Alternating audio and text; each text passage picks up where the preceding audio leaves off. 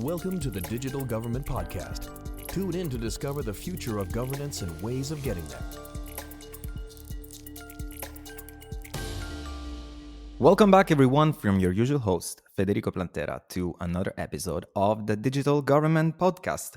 Today, we're going to talk about how to synergize digital and green transformations, which is also the topic of one of the panels and discussions that are coming up at the 2024 e-governance conference, which I remind every one of you that is going to happen in Tartu, but also in hybrid format.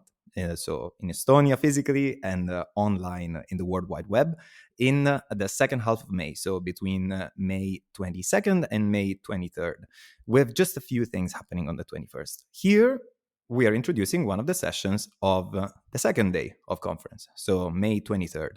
And we're here with Cristina Reinsalu, who's a senior expert in the Data and Governance Competence Center here at the Governance Academy, already known voice of the podcast. So Cristina, welcome back. Hello, everyone. And we also have a guest from Brazil, if I'm not wrong, Fabro Steibel. Fabro is the executive director of the Institute for Technology and Society and is joining us exactly to complement also with this expertise, let's say, the topic. So welcome, Fabro. Thank you very much, Federico. When the introductions have been done, then we can get directly into the topic of exactly this match and eventually also the interaction, let's say, between technological development, citizen engagement, policy design, and ultimately the scope and goal of this policy design, which is exactly the green transformation and tackling the green issues, let's say, that policymakers worldwide have to definitely, first of all, take a stance on, and then second, also to address. But Cristina, I would start from you and from exactly a bit, let's say, illustrating what is at the core and what is the meaning of this interaction between the two topics. Meaning, could you maybe share a little bit how digital transformation is regarded, let's say, at the moment within this wider topic of the green transition? Meaning, what has been the role of digital transformation so far in it, and how has it been approached? Yeah, well, I'm happy to do this. So, in e-governance academy, we really believe that we advocate for digital transformation, and we believe and we see that digital transformation really supports and improves openness, security, and prosperity of societies, while green transition should cultivate and it is cultivating healthier and happier societies. So we believe and logically thinking, I mean, we should really amplify the synergy between those two processes in order to get this maximum impact of this twin transition. And it has an additional layer on top of it or dimension to it, which is we believe that this synergy or this amplifying double effect comes only out when combined with democratic digital governance and democratic innovations. So it means that this technical development should also be focused on how technology supports engagement of citizens in this green transition, because we really believe in e-governance academy. And whenever we consult governments and local governments, we see this that this top-down approach is not working anymore, and then citizens are actually, and even it is more evident and obvious even when we talk about green transition. That I mean, top-down approach will not work in a way that, I mean, we might have, or governments might have wonderful climate action plans, but if citizens' fears, barriers, obstacles, or attitudes towards green transition or towards environmental issues or climate change are not addressed, then, I mean, by the end, change is going to happen only when we as citizens are changing our attitudes and behavior and do some other actions. I mean, we in this situation currently, the world is and our societies are, I mean, we need we need to do some bold actions, and bold actions are only happening when we change something, and this should be coming from grassroots, and for that technology should also be used for engaging citizens. Plus, of course, there are already so many applications when technology directly has been implemented to address climate change, be it optimization or transportation, or there are extremely interesting developments in food industry, for instance. So really all these cultivated meat and so, and again, citizens, we all have our barriers, I dare to say, so far towards these things, but these should be addressed, and I think citizens will accept much more also quite harsh means and methods to tackle climate issues when engaged properly and technology enables this.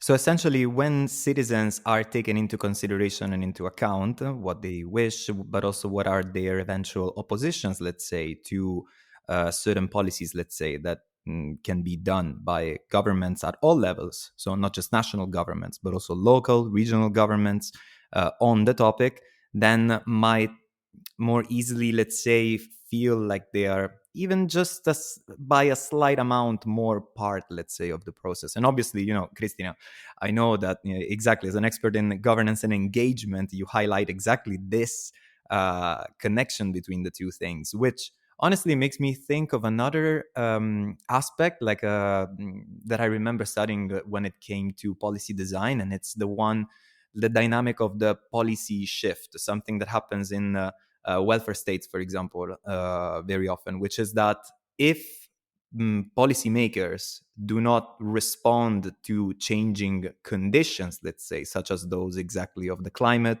or in general of the green transition that we must do, inaction still causes certain outcomes. It doesn't just leave things how they are. The climate will keep changing in the meantime, and problems simply will not get addressed, which is something that instead, through engaging citizens, we might also get not just opinions, but as well crowdsourced solution. This is a topic that we got to talk about in the past as well. Cristina. Yeah, exactly. I was going. I mean, you basically took my words out of my mouth. And I was just going to mention that this is really exactly this, that this collective wisdom of citizens is able to come out with really smart solutions if engaged, if listened properly.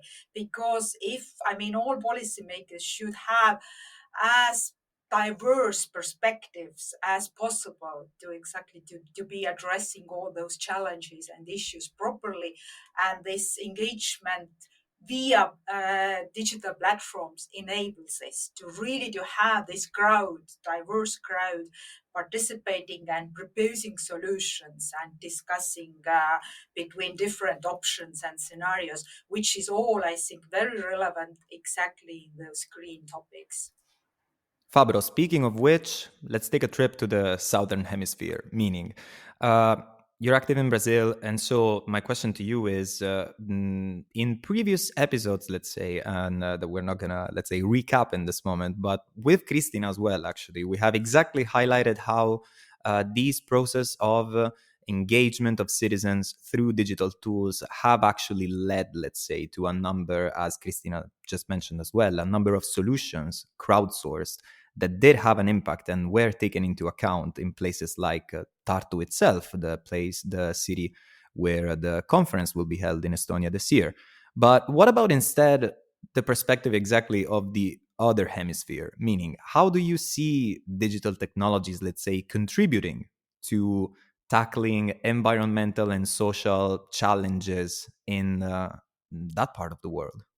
It's valid to say that all science, all research shows that when citizens participate in policy making, they like the government more, they approve more, they like their social environment more. So it's clear to say to me that the way to go is for citizen participation and the use of technology. But when it comes to green technologies, when it comes to climate change, the real issue here is a policy frame. To really tackle the climate issue, we have to change how we have an economy, how we have cities, how we have many things that people care about.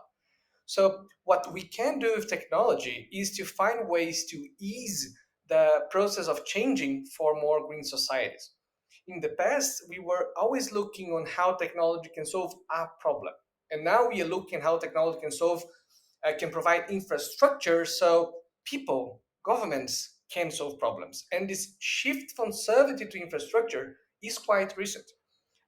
In Brazil, we have a long tradition of open data, open software, and so on. So the culture here is quite vivid and quite incentivizes people to find the solutions.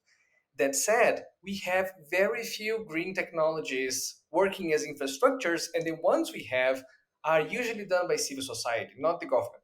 It is changing. The government is really moving forward on that. But Brazil, for example, we have since the 80s a database of satellite images. There are two kind of collecting images of the Amazon that are done. This information is public, is usable, but without AI, it's quite impossible to understand the ecosystem on top of the land, for example. So civil society has provided mapiomas, which is a solution on that. We have a problem with rural registration. We have rules for deforestation, but we cannot link them to real cases. So now they are considering to, when you register a land, we're going to see a picture of your property from above and see if what you say in paper matches. So I think the global south has the unique characteristics of being very unequal. We are the country of the 5G, and we are the country where 18% of the population doesn't have internet, and where half of those connected has pay-as-you-go mobile services. So GovTech in these conditions has to be about inclusion, but also has to be about getting where we can work to work fast and produce results. Fabro, I think you introduced, first of all, speaking in the same line of the mismatches, let's say, that you have just highlighted in terms of inequality, but keeping just in mind the dynamic, no, of the mismatch, of the asymmetry. You introduced a point that I think it would be interesting to discuss a little further, and it is that you've talked about green tech, no, and digital solutions that aim to tackle directly, let's say, environmental challenges, more than, for example, what is already a consolidated tradition in some countries of the global south, which is that already for 20, 30 years in Brazil, there have been practices of participatory budgeting or something like this. So in terms of like citizen engagement, meaning staying on your sentence and what you said, do you think that at the moment there is a little bit of a mismatch or an asymmetry between what policymakers are doing to tackle these challenges and what are instead the initiatives and the solution that is jumping to solving these challenges that comes from the people? Meaning, do you think that policymaking is lagging behind a little bit compared to civil society in that sense, in leveraging technology for this? I would say, as a rule, government is always late, is always behind. Just because they work as institutions, and institutions are designed to be conservative. We need to have a constitution, we need to have health, we need to have that. So governments, they always move slowly. And civil society is more diverse, is more agile, and they provide other things. But the real change happens when the government does, because government is the place where you can really change people's life. From civil society, you can inspire, you can do a small change.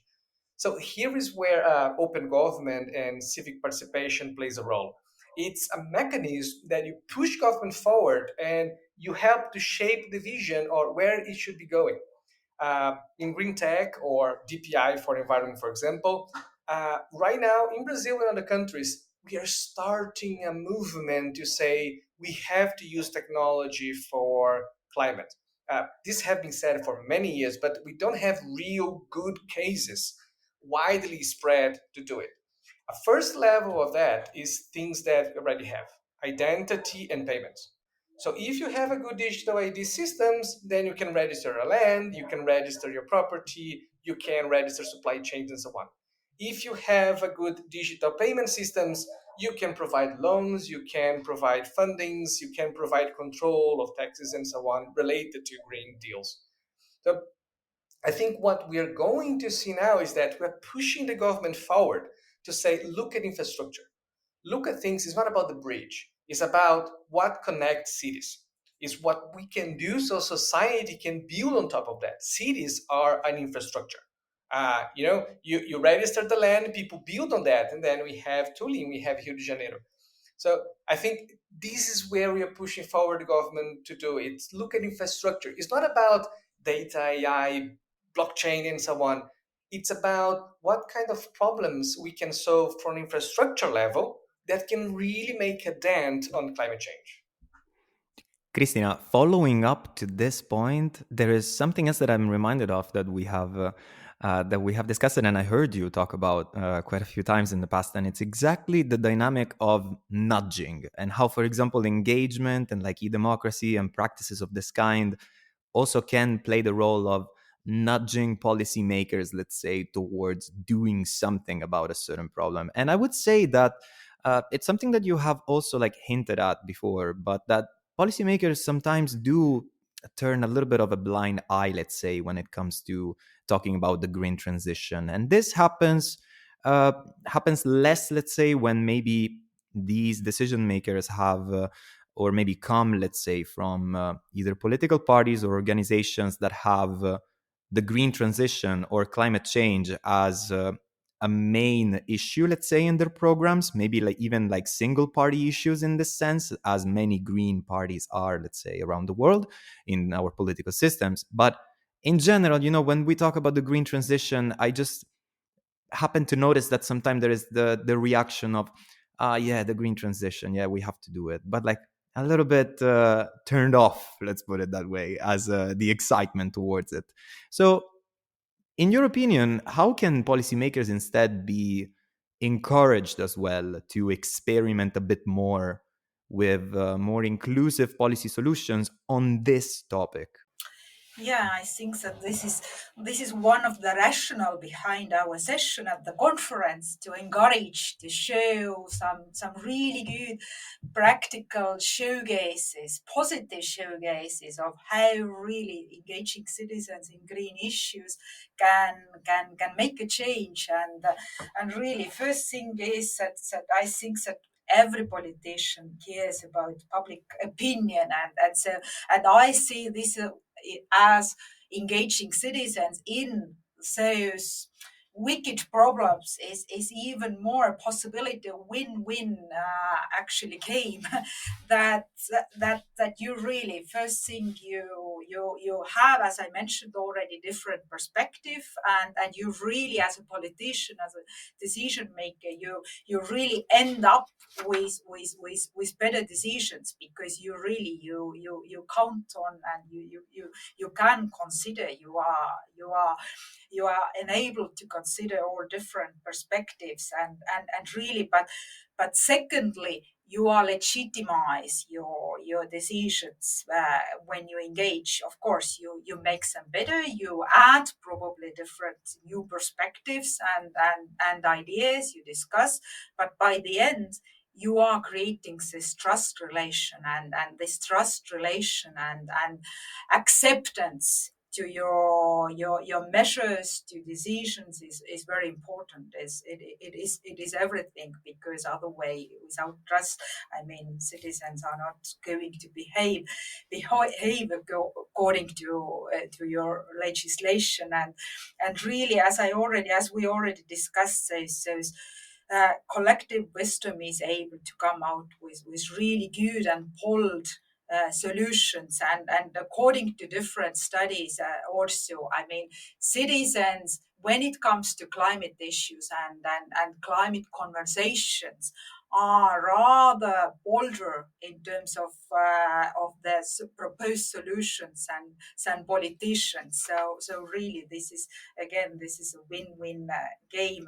And there are so many evidence from our practical projects and practical work with on concrete projects also, that citizens are very come out with very concrete proposals, and they are very good at formulate or signal very concrete problems, especially in cities. When we did this crowdsourcing on air quality exercise initiative in Tallinn city, then citizens were really, and we really kindly invited citizens to signal concrete problems and places where they perceive the biggest problems regarding air quality in Tallinn city. Citizens were coming up with very concrete situations and cases and problems, and also with solutions how to reorganize, for instance, parking around some concrete kindergartens on some concrete streets to make to improve the traffic flow. And this already makes a change. So really, I was also recently very positively surprised when we did a kind of survey among citizens of Tartu cities, the host of the conference, among citizens, asking them where and or what are the barriers for what still stops them or hinders them to save more food or behave more food sustainably. And citizens were again very concretely pointing out where they need some nudging, actually, either from city, either from food shops or so, that they pointed out clear obstacles, and how they could be even more supported by different actors of all this food ecosystem, which makes them to be ready, and which makes them easier to even to behave more in a more food sustainable way. So again, this is like this is collaborate this should be a collaboration, a good partnership. But we have experienced that citizens are much more ready to change and dramatically change their attitude and behavior towards environmental issues and climate change. But of course, they need some clear framework. And of course, they need to be sure that something is going to happen with their contributions if they already waste or spend the time and energy. So every engagement initiative, when citizens are engaged in green issues, should have like absolutely transparent process, of course very user friendly platform, also digital platform, but absolutely clear ending and clear outcome and output. So we make sure always when we engage, like now preparing food assembly, which is like mini citizen assembly on food sustainability, that the citizens contribution, citizens recommendations will be reflected in circular economy roadmap of Tartu city.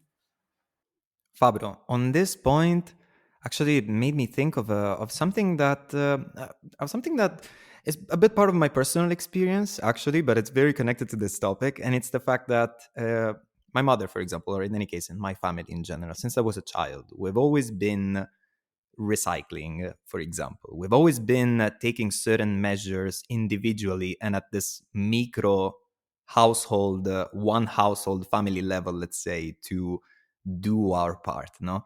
But do you think that engaging citizens more, let's say, in the actual policy design, so like in designing policies and initiatives that have a much wider scope than I could possibly do all by myself or just with my own family, do you think this could help us potentially get past the point of the widespread, let's say, micro activism, if we want to put it that way, that there is at the moment on green topics? Meaning, we are, as individuals, but even though to different extents, trying to do our part, no? But at the same time, we know that that's not enough to actually tackle the huge problem of climate change. So do you think that in this sense, is it, I mean, how important it is in this sense to highlight, let's say, the citizen engagement in shaping actually effective climate policies and green initiatives, meaning also to feel a little bit less on your own when you're doing something that is a micro thing to make the situation better, but that maybe some people have the perception that goes a bit lost in the big sea of how large, let's say, the scope of this topic is and the scope of the challenge seems. Federico, I think the bad news for people is that small gestures you do, they might not really change the big picture. So get, for example, turn off the lights. This is less than 1% of the energy consumption we have. The main consumption is industries and energy transmission and conversion. This is where you lose lots of that. The city where I grew up, Curitiba, it's a landmark on green citizenship. So we had one of the first programs in the world of recycling. We recycle 99% of aluminum cans and so on. And few cities in Brazil and others have the same infrastructures we have. That said, does it make a change? I would say yes or no. And to understand that, we have to tell a quick story about people, about climate change. So in the 80s, climate change was about acid rain. So something, the clouds, forests dying, and all countries were saying that this is a national problem. There was no policy framework to make it international. Things start to change, and when they realize acid rains is starting on country and rains in the other, this is when we have in Rio de Janeiro the Eco 92, the first that will become the COP event, and then we have the first policy framing to say that maybe climate is not about my climate, maybe climate is about a global issue. What we have now that connects to your mother recycling or doing something like that is that we are in the process of shifting again the policy framing to see what can be done. The previous policy framing took 15 to 20 years to happen. We don't know how long we're going to take. Right now, everybody wants to do something. We cannot agree on what to do. We want more electric cars, but we cannot agree to lose the jobs that others do. We agree that we want less equipment, but we cannot agree and less shipping and products of goods. So I think what your mom, your family, and everyone does is that when you practice something related to climate, you're actually aiding a policy framing shift. Why policies change, policy framing shift? It's complex, but they change because more and more people, more and more stakeholders look at the same direction and say, this is where we should go. So is Curitiba now has up to 30 years of a green city. If in Curitiba you throw a paper in the street, somebody will curse you. It's just part of their identity that you do not trash the city. And I never saw this happening anywhere in Latin America. So do small gestures matter? For the overall picture, no, but the policy framing, yes. I think they matter. Well, first of all, I don't want to be cursed by anyone in Brazil, so I'll be sure if I ever pass by there to not do it. But second, I think that they also, like this is where we get into the topic, or better, into the relevance that social norms and customs, also have, in a given society, in terms of, first of all, defining a little bit the rules of what is censored and what is solidarity at the same time. So, for example, the action of throwing the paper, it's a small thing that maybe happens between two people on the street in that moment. The fact that I'm telling, oh, why did you do this, with some other like bad words included in the sentence, but but in any case, it is an act, let's say, also of activism, if we want, at the micro level that we were talking about. But it is something that, obviously, done on a larger scale and by more people, does establish a certain social norm that is not that it's not legislation, but it is the rules, let's say, that a collective group has sort of like decided to give to itself, also in this sense. And on this point, since you mentioned exactly the global scale of the issue, but at the same time the global scale and reach of the solutions that we need to find, do you have maybe, Fabro, some examples that are global examples of successful digital or green initiatives that have actually embedded, let's say, this aspect of citizen participation? We don't have to mention too many, but even just one, let's say, would be enough, I think, for this session. I can say two. One is satellite images and climate prediction. So lots of AI being used for that, and we do have enough data. We do not have enough analysis. So what we're starting to see is that we're sharing methodologies to evaluate this data and make climate projections. And this has a huge effect on food security, on land preservation, and so on. So satellite images is just a big area where we're seeing a shift. Maybe a second area is methane gas. We know very little about methane. Part of it comes from the earth, it's just expelled from the core. Part of it comes from companies and part from cows. So we are starting to see globally some maps of methane emissions. And then this helps us to tackle the problems. And methane, it's similar to the ozone. In the past, we had some products that were just crashing the ozone. Methane is doing something similar for warming, just because it warms 3 times more than oxygen's or atmosphere. So I think satellite images and methane emissions are the places where we see a real change. One area I can see or a huge potential of technology to be contributing to climate change is really the artificial production of food and all this really cultivated meat. And I know that in Estonia there are already some very successful startups who are doing everything. I mean, it's basically, you are producing meat from mushrooms because, I mean, many people still think that they need to eat meat, even if it's not meat in traditional way and all this. And I mean, it really concerns us all. So I think this is a big, huge field where we will see really interesting developments in the future. And that this is so much needed. This affects so much also this global climate change and has potential to change it. Cristina, on this line, I would say let's wrap up this episode exactly with reprising the topic of this thing that we're putting together the two elements of the green transition, but also digital transformation. So the session that is coming up, synergizing green and digital transformations and transitions at the governance conference. What is it going to be about? Who is it for? Call to action, everyone, to listen and join in, please. I really invite you all to attend our session at the conference, be it online or in person, because in our vibrant panel, really, we will have Fabro. You know him already now, and know how inspiring he is. But we have also Sophia, who is joining us from France, and then her organization is really doing many interesting and inspiring things in terms of engaging citizens in green issues.